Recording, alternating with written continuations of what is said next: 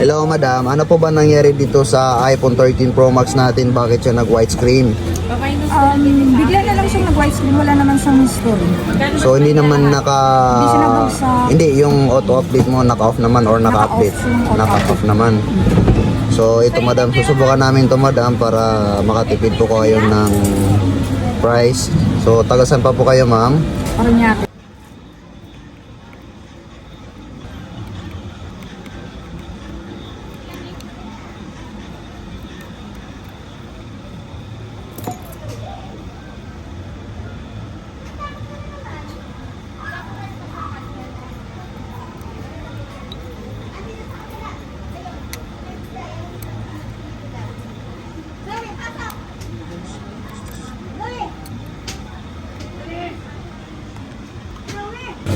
So okay na siya.